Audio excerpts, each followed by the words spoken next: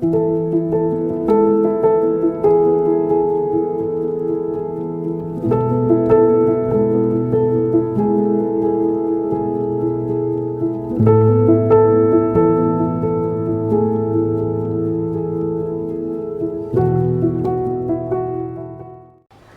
में तो भगवान को पूर्व सिद्ध करने के लिए डेकार्ट ने बड़े प्रूफ दिए थे। यहाँ भगवान को नकारने के लिए जैनियों ने बहुत यही प्रूफ दिए कि भगवान की किसी कर्ता की ज़रूरत नहीं है विश्व के लिए। और वेदों को प्रमाण नहीं माना उन्होंने कहा कि वेदों में तो जैसे ब्राह्मण ग्रंथ हैं, वेद के ही ग्रंथ हैं, वेद के ही पाठ हैं, उनमें ऐसी बातें हैं, पशु बलि की, ऐसी बहुत सारी और चीज़ें हो सकती हैं जो लोक कल्याण की चीज़ें ना हो, केवल पूजा पाठ की चीज़ें हों। जैसे गैलीलियो ने कहा था ना कि भाई ये जो सारा है, उसने दिखाया, वो दिखा करके कि ये चंद्रमा है, ये सूरज है, ये सारे गोले हैं, ये कोई थाली की तरह नहीं है। और पृथ्वी जो है वो भी गोला है, कोई चपटी इस तरह से फैली हुई नहीं है जैसे तुम मानते थे कि चौकोर है पृथ्वी, सूरज एक तरफ से निकलता है दूसरे। तो गैलीलियो को इन्होंने कहा कि ये तो डेमन का मैसेंजर है, मैसेंजर ऑफ शैतान, और उसको फांसी के लिए बात कर दी उन्होंने। लेकिन गैलीलियो की बात सिद्ध हो गई सारी की सारी। तो उसका फ़ायदा डेकार्ट ने उठाया। डेकार्ट ने जो अपनी थ्योरी दी, डाउट की थ्योरी, संशयवाद की थ्योरी जो दी, वो यही कहा कि जब गैलीलियो कह सकता है कि बाइबल की एक चीज़ असत्य हो सकती है, बाइबल में इस पृथ्वी को चको ऐसा माना है कि चपटी है ये, इसका एक सिरा है दूसरा सिरा, और वो पृथ्वी गोल हो गई। जब बाइबल की एक चीज़ गलत हो सकती है तो और चीज़ें भी गलत हो सकती हैं। तो इसलिए मैं हर चीज़ पर डाउट करूँगा, और डाउट करते करते जब तक कोई ऐसी जगह ना पहुँच जाऊँ कि जिस पर डाउट ना किया जाए, जिस पर डाउट करने से विरोधाभास हो जाता हो, अपने आप ही अपनी बात खंडन हो जाती हो, तो वहाँ पहुँचूँगा। तो ऐसे ही जैनियों ने कहा कि वेद में बहुत सारी चीज़ें ऐसी हैं जो सिद्ध नहीं होती, अनुभव में सिद्ध नहीं होती। आप अनुभव को सत्य मानो, जो हमारा अनुभव है उस अनुभव को सत्य माने, या वेद को माने तो कागज़ की लिखी हुई को सत्य माने या आँखों की देखी हुई को सत्य माने। तो उन्होंने कहा कि इसलिए हम वेद को प्रमाण नहीं मानते। जो हमें वेद में अच्छी चीज़ लगेगी ठीक है, जो हमें लगेगी डाउट, उस पर हम डाउट करेंगे। तो इसलिए जैनियों को इन्होंने कहा कि ये दोनों तरह से नास्तिक हैं। जो मनु ने नास्तिकता का वो दिया है उदाहरण, वो ये दिया है, जो ईश्वर को नहीं मानता, भगवान को नहीं मानता, कर्ता नहीं मानता, कर्ता पुरुष को नहीं मानता,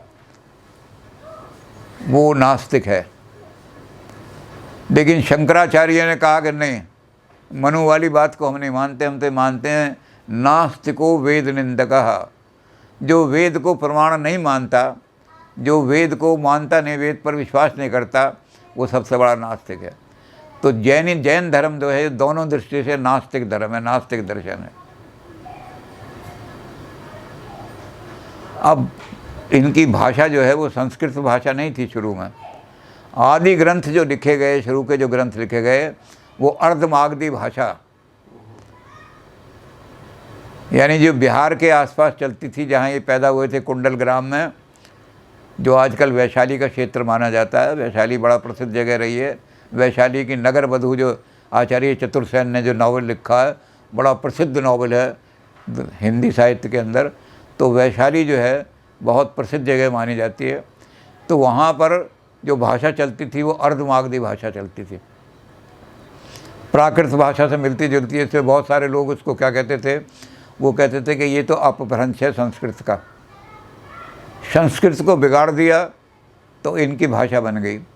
तो शुरू में ऐसे ग्रंथ जो हैं, जो शुरू में ग्रंथ लिखे गए, वो उस भाषा में। बाद में जैनियों के आचार्यों ने जब ब्राह्मणों से शास्त्रार्थ होने लगा, ब्राह्मणों के साथ मिलने लगे और जनता में संस्कृत प्रचलित थी, तो जनता से शास्त्र अपने धर्म को फैलाने लगे।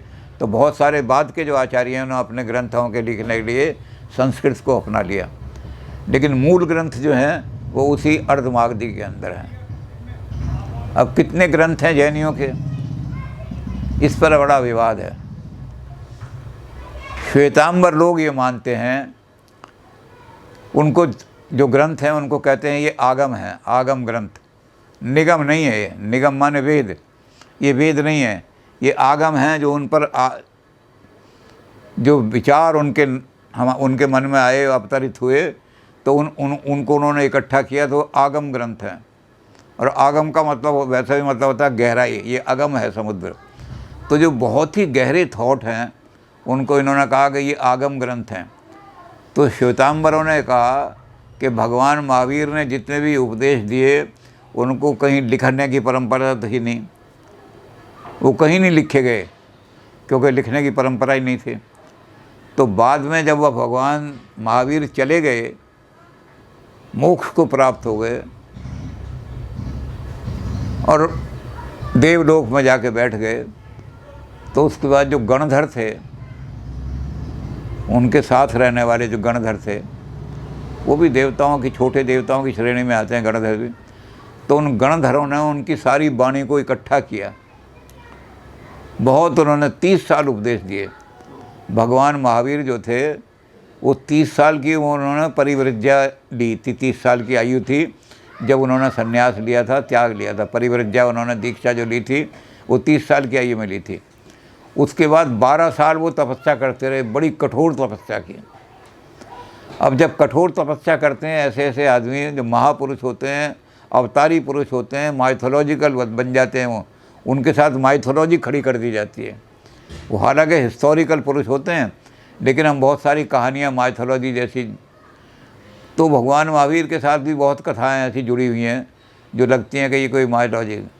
तो जब उन्होंने केवल ज्ञान प्राप्त कर लिया 12 साल के बाद, तो वो त्रिकालज्ञ हो गए, यानी भूत का भी देख सकते हैं सारा, और भविष्य का भी देख सकते हैं, और वर्तमान का भी देख रहे हैं। तो जब वो त्रिकालज्ञ होकर के उठे 12 साल के बाद तपस्या से, और जिस स्थल पर तपस्या कर रहे थे वहाँ से जब नीचे उतरने लगे, तो एक सर्प ने उनको, ये कथाएं जैसे हमारे यहाँ पुराण की कथाएं, ऐसी बहुत सारी कथाएं महावीर भगवान के साथ जुड़ी हुई हैं। तो उन्होंने उस सर्पदंश ने आकर के और उनको डंक मार दिया। उन्होंने अपनी जो शक्ति थी, क्योंकि जो आदमी केवल ज्ञान को प्राप्त हो गया वो तो ओमनिपोटेंट हो गया, उसके अंदर तो सारी शक्ति आ जाती हैं।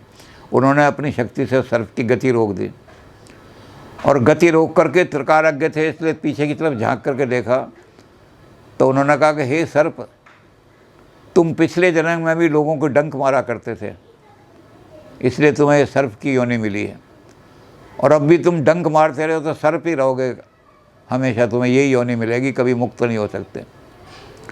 जिस दिन डंक मारने छोड़ दोगे उस दिन मनुष्य बन जाओगे। अब हम क्या करते हैं, हमारा कोई साथी है, अगले दिन छुरा घोंप रहे हैं उसके कमरे में, ये डंक मारना हमारी मानव की नेचर हो गई है। ख़ास तौर से जो दुष्ट लोग हैं उनका तो यही है कि मित्र के भी डंक मार देगा सारा कोई। तो उन्होंने कहा जो डंक मारने वाला तो सांप है, पिछले जन्म में सांप रहा होगा, अगले जन्म में भी सांप ही बनेगा वो। तो उन्होंने कहा हे सर्प, तुम पिछले जन्म में डंक मारते थे तो इस जन्म में तुम सर्प बने, और इस जन्म में भी तुम डंक मार रहे हो तो अगला जन्म भी तुम्हें सर्प का ही मिलेगा। ये डंक मारना जिस दिन छोड़ दोगे उस दिन मानव बन जाओगे। और सर्प जो था वहीं उसने उनके चरणों में गिर करके प्राण त्याग दिए, डंक मारना छोड़ दिया, और उनकी कृपा से वो मनुष्य बन गया, मानव बन गया, उनका चेला बन गया, उनके साथ खड़ा हो गया। तो ऐसी ऐसी बहुत सारी कथाएं हैं जिनको हम विज्ञान वाले उसको नहीं मानते माइथोलॉजी, लेकिन वो तो हिस्टोरिकल पुरुष हैं। महावीर स्वामी कोई माइथोलॉजिकल नहीं है। पारसनाथ जी को भी हिस्टोरिकल वालों ने मान लिया, हिस्टोरी वालों ने, कि पारसनाथ जी भी एग्जिस्ट करते थे। उससे पहले वालों पर संदेह करते हैं कि वो माइथोलॉजिकल शक्तियाँ थी। तो भगवान महावीर के साथ ये लोगों ने जोड़ दी हैं कथाएँ, वो माइथोलॉजिकल नहीं थे, वो तो एक हिस्टोरिकल पुरुष थे जिन्होंने सारा क्रांति ला दी ब्राह्मणीकरण परंपरा के साथ। तो भगवान महावीर ने अपने सारे जितने पुराने तीर्थंकर थे उन सब के उपदेशों को इकट्ठा किया, और जो उनसे पहले तीर्थंकर थे पारसनाथ जी, उन्होंने देखा कि पारसनाथ जी ने अपनी वाणी में कहा है कि 4 चीज़ें हैं जिसको मनुष्य के अंदर धारण कराओ, 4 व्रत हैं महाव्रत। वैसे तो सैकड़ों ये चीज़ का प्रतिज्ञा करो, इसकी करो, इसकी करो, लेकिन 4 जो हैं तो महाव्रत हैं। छोटे छोटे व्रत सारे उसमें से निकल आते हैं, सैकड़ों व्रत निकल आते हैं। तो पारसनाथ जी ने 4 व्रत दिए थे, और वही 4 व्रत जो हैं वो ऐसे के ऐसे योग शास्त्र में आ गए यम के रूप में। तो पहला क्या दिया उन्होंने? अहिंसा। दूसरा दिया सत्य, तीसरा दिया अस्तेय, और चौथा दिया अपरिग्रह। ये 4 व्रत जो थे महाव्रत, ये पारसनाथ जी ने दिए। भगवान महावीर ने उसमें एक व्रत और जोड़ दिया, महाव्रत, वो है ब्रह्मचर्य। जैन धर्म को कंप्लीट करने के लिए यही 5 व्रत हैं जो आज सारा संसार आज इनकी ज़रूरत महसूस कर रहा है। आज दुनिया में एटम बम बन रहे हैं, मारने के हथियार बन रहे हैं, लेकिन चारों तरफ से आवाज़ उठ रही है, इन हथियारों को नष्ट करो, शांति लाओ, पीस लाओ, किसी तरह से शांति की स्थापना करो। जो बात जैन धर्म ने उस समय कही थी ईसा मसीह से 800 साल पहले, आज सारी दुनिया उसी को कह रही है, शोर मचा रही है, शांति शांति शांति। हिंसा को समाप्त करो। ये एटम बम जो तबाह कर देगा इन दुनिया को, जिसके बारे में आज के बड़े बड़े जो विद्वान लोग हैं, जो लोग समझते हैं कि दुनिया को बचाना है, मानवता को बचाना है, मानवतावादी लोग हैं, उसमें रसल भी हैं। तो रसल लिख रहे हैं कि अगर तीसरा युद्ध हो गया, रसल तो खैर अब मर गए बेचारे, उन्होंने देखा भी नहीं कि कितने भयंकर हथियार और बन गए उनके बाद। वो अपने ही ज़माने में हथियारों को देख करके उन्होंने कहा कि इतने भयंकर हथियार बन गए हैं कि अगर तीसरा युद्ध शुरू हो गया किसी तरह से, तो ये जिस एटम ने जापान को तबाह किया, एक एटम ने जापान के हिरोशिमा को, ऐसे एटम जब बरसेंगे इस दुनिया में, और एटमिक डस्ट जो है उसके अंदर सब प्राणी मर जाएंगे, जहाँ पर वो प्राणी हैं उनकी लाशों को कोई उठाने वाला भी नहीं रहेगा। तो कहते क्या होगा जब वो एटमिक डस्ट थोड़ी ठंड हो जाएगी, नीचे गिर जाएगी, वातावरण में थोड़ी थोड़ी ठंडक आ जाएगी, तब ज़मीन के नीचे से वो जानवर निकलेंगे, क्योंकि एटम की डस्ट तो ऊपर को उड़ती है, एटम की गर्मी से ऊपर को सारा, तो ज़मीन के नीचे जो लोग होंगे वो बच जाएंगे। तो ज़मीन के नीचे से कौन निकलेंगे? उन्होंने लिखा जैकाल्स और लोमड़ियाँ, गीदड़ और लोमड़ी निकलेंगी, नीचे से निकल कर के आएंगी, देखेंगी अब ज़रा एटम की डस्ट कम हो गई, तो भूख के कारण से आएंगी, मरी हुई लाशें पड़ी हैं उनको खाने के लिए, उनको खाएंगी। और वहाँ बैठ कर के ओबिचुरी, जिसको उर्दू में मरसिया कहते हैं और हिंदी में शोक संदेश कहते हैं, तो जब वो शोक के लिए रोएंगी, स्यापा कहते हैं पंजाबी में, वो स्यापा करेंगी, और गीदड़ स्यापा करेंगे तो क्या कहेंगे? There existed once a species that was called human being. इस दुनिया के अंदर एक स्पीसी ऐसी आई थी, एक प्राणी ऐसा आया था जिसको मानव कहते हैं। वो मानव प्राणी अपनी शक्ति में अंधा हो गया, और शक्ति के अंधा होने में उसने क्या किया? ही लॉस्ट, उसने अपना बैलेंस ऑफ माइंड खो दिया, पागल हो गया वो, उसने अपनी बुद्धि का नाश कर लिया। बुद्धिनाशात विनश्यते, जब बुद्धि नाश हो जाती है तो फिर परम नाश हो जाता है। तो उसने, आदमी ने अपनी बुद्धि का नाश कर लिया, और अपनी नाश के कारण से आज ये गीदड़ और कुत्ते उसकी लाश को खा रहे हैं, कोई रोने वाला भी नहीं है। तो जब ऐसी हालत हो रही है तो दुनिया किस बात की आवाज़ उठा रही है? सी टुवर्ड्स इंडिया, जहाँ से अहिंसा का पथ चला है। गांधी की मूर्तियाँ जगह जगह लगाई जा रही हैं, ये अहिंसा के दूत हैं, एपोस्टल ऑफ पीस। कोई उनको एपोस्टल ऑफ वार के रूप में नहीं पूज रहा। तो जैन धर्म चाहे क्वांटिटी में छोटा हो, इसी तरह से जैन धर्म में और चीज़ आई, एक और जो बहुत बड़ी चीज़ आई, जिसके लिए गांधी जी ने सत्याग्रह का शब्द लगा दिया। सत्य क्या है? सत्य 2 और 2 4 होते हैं, ये सत्य नहीं है। सत्य का मतलब यह है कि जो अन्याय है उसके विरोध में खड़े हो जाना। असत्य नहीं होने देंगे हम दुनिया के अंदर। तो जो सत्य के लिए खड़ा होकर के अन्याय के विरोध खड़ा हो सकता है और इस शरीर से कोई उसको मोह ना हो, तो सत्य का मतलब होगा जो चीज़ सत्य है, हमेशा रहने वाली है, उसका जो पालन करेगा वो सत्य है। तो सत्य का भाव जो भाव है वो गांधी जी के जैन धर्म से गांधी जी के ज़माने तक आ गया, और आज वही सत्य के भाव के लिए लड़ रहे हैं कि अन्याय के विरुद्ध लड़ने वाले लोग खड़े तो करो।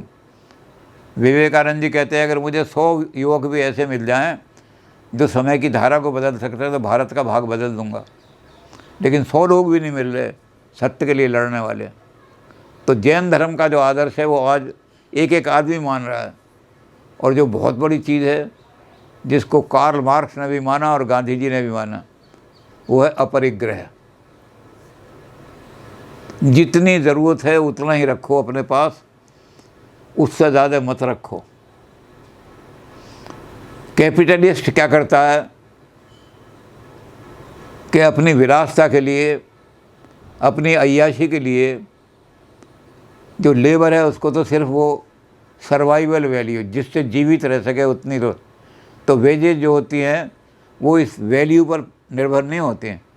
जो सरप्लस वैल्यू है कि जो चीज़ आपने दुनिया के अंदर प्रोड्यूस की, उस चीज़ की मार्केट में तो आप कीमत ले रहे हो 500 रुपये, और जिस लेबर ने वो प्रोड्यूस की उसको कहा कि तुम्हें तो तनख्वाह इतनी मिलेगी वेज की जिससे तुम अपना ज़िंदा रह सको, तो बाकी की सारी जो है वहाँ चली जाती है। इसीलिए कैपिटलिस्ट को कहा कि कैपिटलिस्ट जो है ये तो चुड़ैल की तरह से, खून पीने वाली जो चुड़ैल होती है उस चुड़ैल की तरह से खून का प्यासा है, मानवता का खून पी रहा है। उर्दू के शायरों ने बहुत लिखा है इसका, लहू अवाम का बहरे सवाब पीते हैं, धर्म का नाम लेकर के और जनता का, गरीबों का खून चूस रहे हैं। लहू अवाम का बहरे सवाब पीते हैं, वो पारसा हैं, उनको बड़ा पवित्र आत्मा कहा जाता है, मगर बेहिसाब पी रहे हैं। मेरा आश्रम बनना है तो चाहे घर से आटा चुरा के लाओ, चाहे बच्चे की फीस गई हो या ना गई हो, लेकिन बाबा जी को, गुरु महाराज को इतने पैसे ला के चढ़ाओ क्योंकि आश्रम 7 लाख रुपए में बनेगा, 70 लाख रुपए में बनेगा। तो मानवता का खून चूसने वाले लोग जो हैं ये वो हैं जो परिग्रह को मानते हैं, कहा एक्युमुलेशन, और जैनियों ने कहा अपरिग्रह। तो मार्क्स ने क्या लिखा अपनी दास कैपिटल में कि जो आदमी अपनी ज़रूरत से ज़्यादा इकट्ठा करता है ही इज़ थीफ। मार्क्स नहीं बल्कि मार्क्स के गुरु प्रौधा ने भी यही लिखा कि जो आदमी अपनी ज़रूरत से ज़्यादा रख रहा है वो चोर है, और उसको चोर का चोर वाला दंड मिलना चाहिए। यह अपरिग्रह तो जैनियों ने दिया था, मार्क्स में कहाँ से आ गया। लेकिन जैन धर्म का अपरिग्रह जो है, गांधी जी से जब पूछा तो गांधी जी ने कहा कि मेरा जो सारा सोशलिज्म है it is not borrowed from the west. मैंने अपना सोशलिज्म मार्क्स से नहीं लिया है, मेरा सोशलिज्म प्योरली इंडिजिनस है। मैंने 2 जगह से अपना सोशलिज्म निकाला है। अपरिग्रह जैन, जितनी ज़रूरत है उतना ही रखो। जैनियों ने कहा कि शरीर को सर्दी और गर्मी से बचाने के लिए जितने कपड़े की ज़रूरत है उतने ही कपड़े अपने पास रखो, उससे ज़्यादा अगर कपड़े रखे तो आप चोर हो समाज के।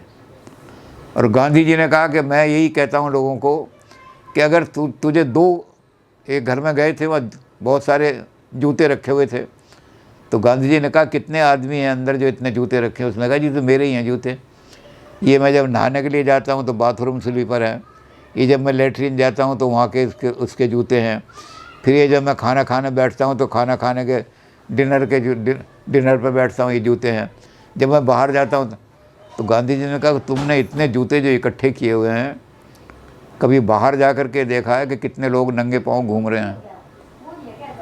तो तुम चोर हो समाज के, इतने लोग तुम्हारे कारण से नंगे पाँव घूम रहे हैं। प्रकृति ने जो तुम्हें दिया है, जैनी कहते हैं कि प्रकृति जो दे रही है हमें, प्रकृति ने इतना दिया है कि हम अपनी ज़रूरतों को पूरा कर सकें। प्रकृति ने इतना नहीं दिया कि हमारी विलासिता के साधन में। इसलिए जब हम अपनी ज़रूरत से ज़्यादा लेते हैं विलासिता के लिए तो इसका मतलब ज़रूर कोई आदमी वंचित रह गया है।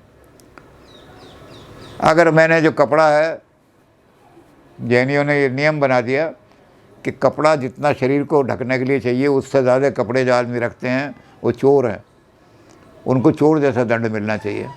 जितने आचार्य हैं, साधु हैं जैनियों के, वो यही पहनते हैं कि उतना ही एक ही धोती रखेंगे, एक कपड़ा, और जब उसको धोएंगे तो दूसरा पहन लेंगे, उसको उतार देंगे, ज़्यादा एक संग्रह नहीं करेंगे। और उन्होंने आगे अपने श्रमण लोग जो हैं गृहस्थियों को थोड़ी ढील दे दी उन्होंने, लेकिन जो श्रमण है उनके सन्यासी उनके लिए रखा कि एक मुट्ठी अन्न सुबह खाओ और एक मुट्ठी अन्न शाम को खाओ, और इससे ज़्यादा जो खाने वाला आदमी है इसका मतलब समाज को लूट रहा है। तो गांधी जी ने कहा कि मैंने अपना जो सोशलिज्म है वो यहाँ से निकाला है, ईच अकॉर्डिंग टू हिज, ये मार्क कम्युनिस्ट मैन की परिभाषा मार्क्स ने दी है, each according to his capacity to each according to his need. आदमी कंट्रीब्यूट कितना करेगा, जितनी मेरी कैपेसिटी है उसको रियलाइज़ करने के लिए मेरे अंदर कितनी शक्ति है, तो वो ये नहीं करेगा कि मैं 5 बजे दफ्तर से उठ के भाग जाऊँ, नहीं मेरे अंदर तो अभी और शक्ति है, मैं 8 बजे तक काम कर सकता हूँ। तो समाज के लिए प्रोड्यूस करेगा वो आदमी, और जब उसको ज़रूरत पड़ेगी तो अपनी नीड के लिए, अपनी विलासता के लिए नहीं, अपनी नीड के लिए जितनी ज़रूरत है उतना लेगा समाज से,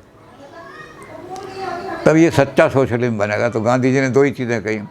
अपरिग्रह का सिद्धांत मुझे जैनियों ने दिया है,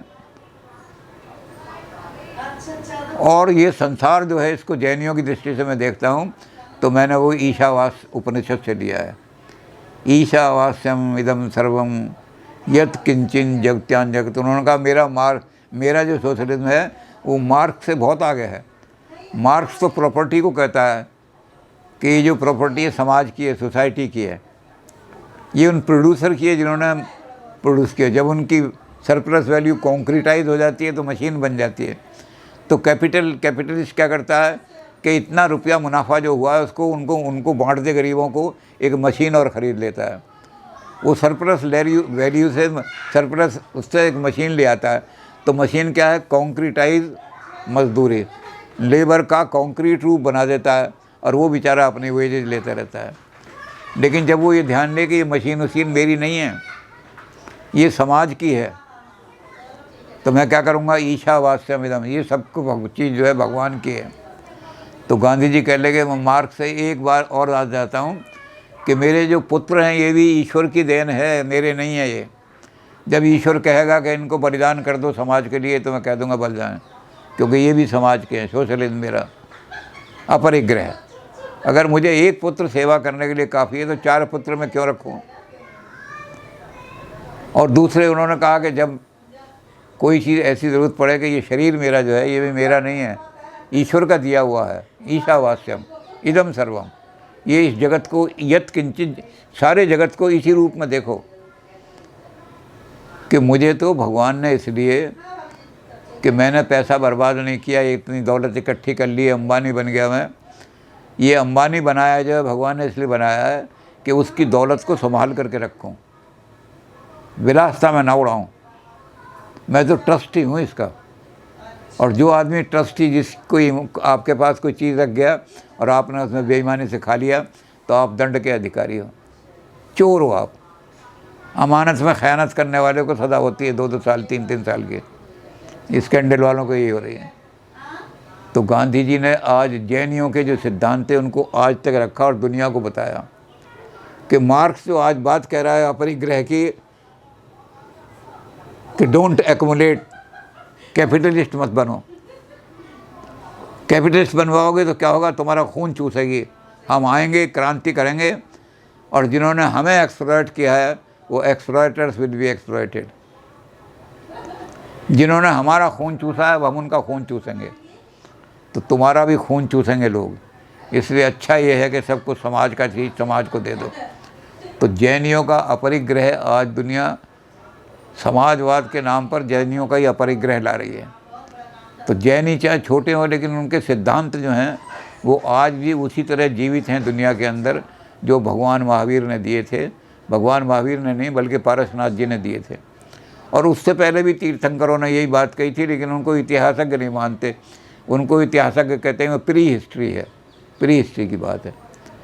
तो अब हम जैनियों के विचारों पर, उनके दर्शन पर, हम जब और गंभीरता से विचार करेंगे तो आज यहीं तक बेसिक जो फाउंडेशन है वो हमने जैनिज़्म की बना दी कि बेसिक फाउंडेशन यही है। जो 5 व्रत उन्होंने दिए हैं, सारा जैनिज़्म मतलब खड़ा हुआ है।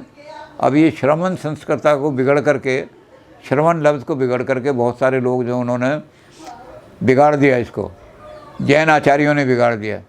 तो कुछ ने श्रमण का शब्द कर दिया समन, श्रमण को कर दिया समन, और कुछ ने कर दिया शमन। तो फिर उन्होंने इसकी व्याख्या की कि समन का मतलब होता है समानता।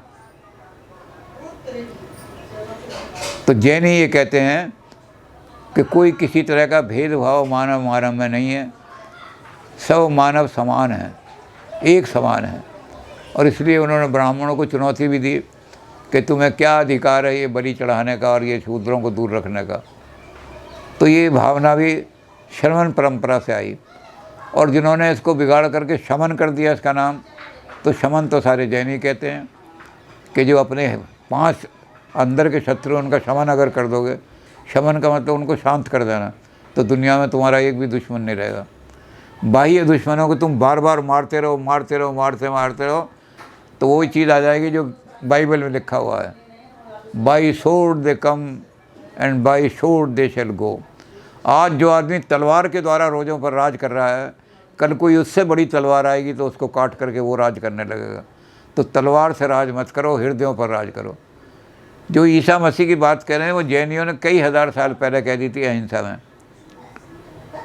ईसा मसीह ये कह रहे हैं कि एक मुल्क को जीत लेना आसान है, आप अपनी फ़ौज ले जाओ, किसी छोटे मुल्क को जीत लो, लेकिन एक दिल को जीतना बड़ा मुश्किल है।